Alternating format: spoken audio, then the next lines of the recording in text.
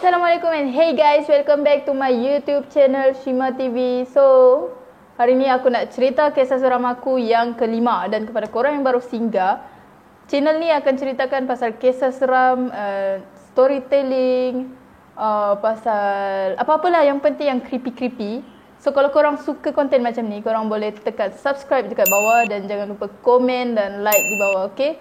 And kepada yang dah subscribe, thank you sangat-sangat. So, harap korang stay tune untuk next video.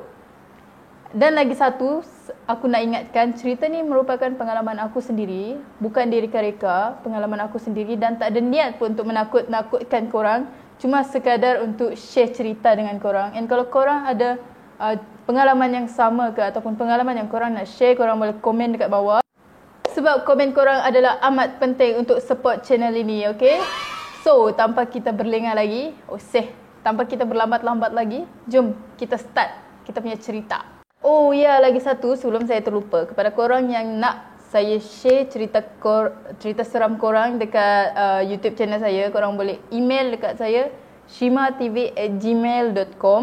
Korang boleh share dekat situ, nanti saya akan buat video dan sharekan kisah seram korang.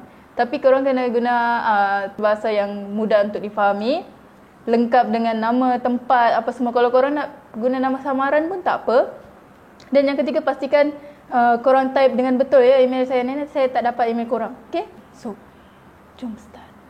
Okay, so cerita ni berlaku dekat aku pada tahun 2010. Masa tu aku baru dekat darjah 6, budak-budak lagi. Masa tu aku darjah 6. Aku sekolah dekat SK Sri Tanjung Papat 2. Kalau korang orang Sadakan kan, mesti kamu tahu kalau dulu pelajar SK Sri Tanjung Papat 2 dia belajar dekat bukit tu, depan dengan berdekatan dengan masjid tu. Tapi kita orang pindah, aku tak ingat tahun berapa kita orang pindah, tapi kita orang pindah dekat tepi laut kan, sekolah dekat tepi laut. So, kisah dia starting masa dekat situ. Masa kita orang sekolah dekat masa aku sekolah dekat tepi laut tu, Sri Tanjung Papat 2. Okay, so kisahnya macam ni. Masa tu aku darjah 6, hari tu hari Isnin kalau aku tak silap. Dia macam ada perhimpunan lah kan. So masa tu kita orang tengah on the way nak pergi perhimpunan. Aku dengan kawan aku tak ingat siapa sebab dah lama sangat, 10 tahun, okay. So, kita orang berdua on the way pergi perhimpunan. So, korang tahu lah kan keadaan dia kalau kita pergi perhimpunan mesti bersesak-sesak, berlanggar-langgar apa semua. So, masa tu aku pegang satu tin coke dekat tangan aku, dekat tangan kanan aku satu tin coke. Dekat tangan kiri aku pegang tangan dengan kawan aku lah. Biasalah kan, kita orang sesak-sesak. So, kalau yelah girl kan, so selalulah sama-sama kan. So, masa tu memang sesak gila-gila. So, kalau kau mau cepat keluar dari sesak tu, kau mesti laju. So, masa tu dekat sekolah kami, perhimpunan dia, sebelum kau pergi perhimpunan dia tu ada tangga.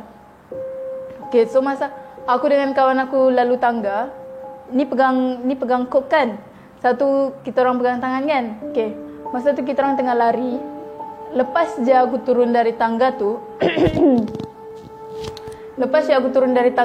aku rasa macam aku ada bump sesuatu, macam aku langgar sesuatu macam gini.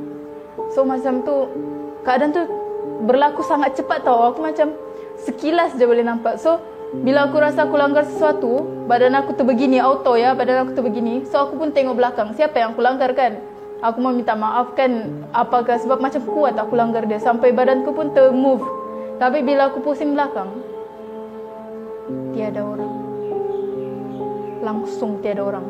Kawanku pun yang masa tu dia mau cepat kan, dia terus tarik aku. So aku tak lama, mana sudah orang aku langgar tadi, mana sudah. So aku tak sempat cari sudah.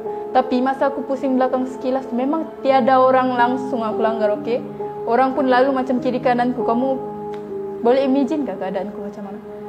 Kamu dapatkah tangkap apa ceritaku? Belakangku tiada orang, yang ada cuma di tepi syak lalu-lalu. So aku pun berfikir kan, apa aku langgar tadi tu ah? Kenapa badanku boleh macam terfeel something tapi tiada orang? Okay, itu kejadiannya. Lepas tu, okay, kita orang dah perhimpunan lah, dah berbaris, cikgu pun dah berucap apa semua. Masa time tu, so aku tengah minum, syok-syok aku minum. Lepas tu aku tengok ada titisan tau, titisan dekat kola tu. Aku tengok makin lama jatuh lagi. Rupanya hidungku tengah berdarah guys.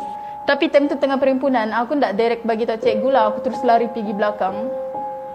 Sebab kami punya kami punya tempat perhimpunan kan. Sini cikgu, sini ada tangga untuk pergi belakang. So cikgu tak perasan. Masa tu aku pergi belakang. Aku jumpa yang tukang tempat bersih sekolah tu. Dorang kan lepak dekat tangki tu. So aku pergilah tangki tu, konon-konon mau cuci darah.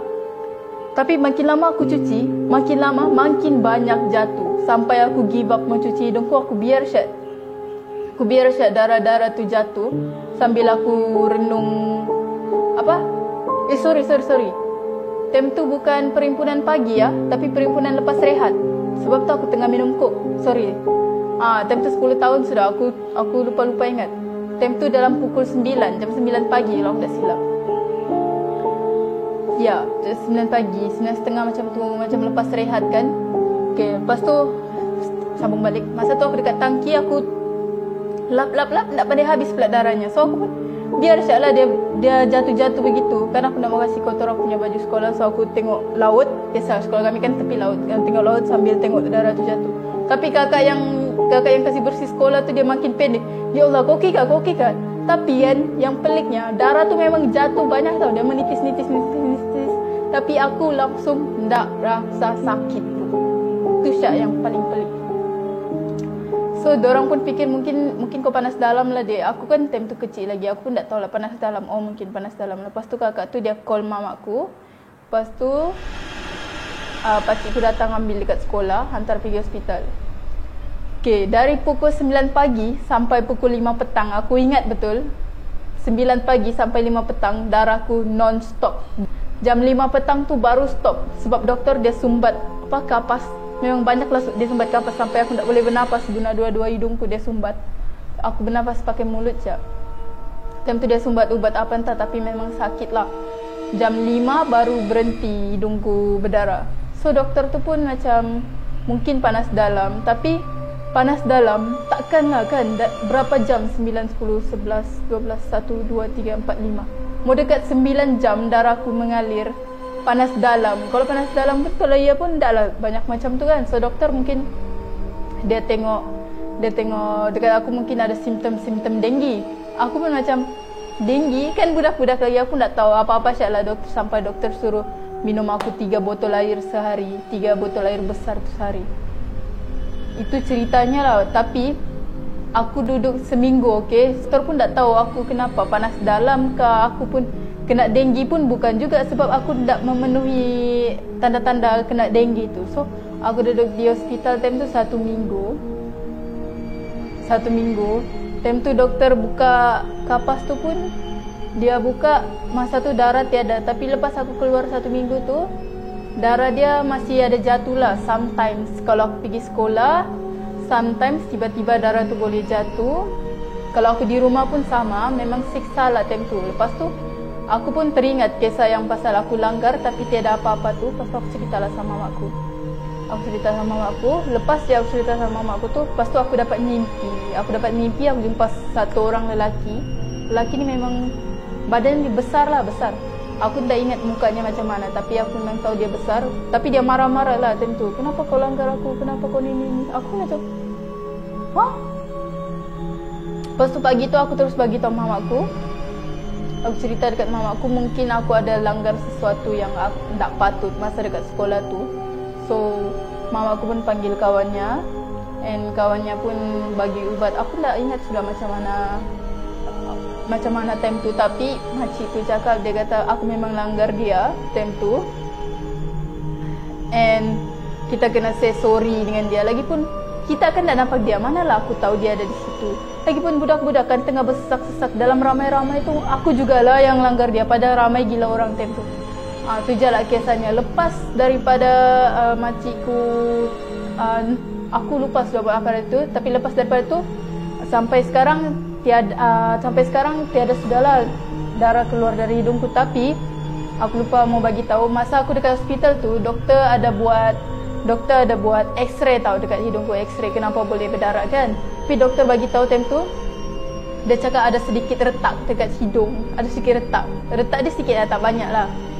So makcik tu dia cakap oleh sebab lelaki tu yang dalam mimpiku tu, dia marah sebab aku langgar dia, so dia pergi tamparnya aku sampai hidungku berdarah time tu. Tapi aku ndak tahu, aku ndak sedar time bila dia tampar. Tapi yang penting lepas aku langgar dia terus tampar aku sampailah hidungku berdarah. Itulah penjelasannya. Sebab doktor tu pun ndak bagi tahu apa-apa. Dia pun ndak tahu mau cakap kes ni sebab apa. Dia cakap Syah hidung berdarah. Pun kalau nurse tanya, kenapa kau ada di sini? Sebab hidung berdarah. Sebab denggi ke apa, aku ndak tahu. So tu penjelasan dari makcik tu. Kamu rasa logik atau tak? Kalau bagi aku mungkin ada sedikit logik lah. Tapi dia which mean dua dunia yang berbeza. So aku pun tak tahu macam mana cara dia tampar aku sampai boleh berdarah hidung. Tapi korang ada pengalaman macam ni tak? Kalau korang ada, jangan lupa komen dekat bawah. Sebab aku pun tak tahu lah benda ni 50-50 lah bagi aku. Ada logik, ada tak logik juga. Tapi mungkin sebab panas dalam. Kalau panas dalam takkanlah sampai macam tu banyak darahnya guys. Okay. So tu je cerita untuk kali ni. Kalau korang suka jangan lupa tekan like, komen dekat bawah, okay? And jumpa korang untuk next video yang lebih creepy, lebih seram untuk korang. Okay? Thank you for watching.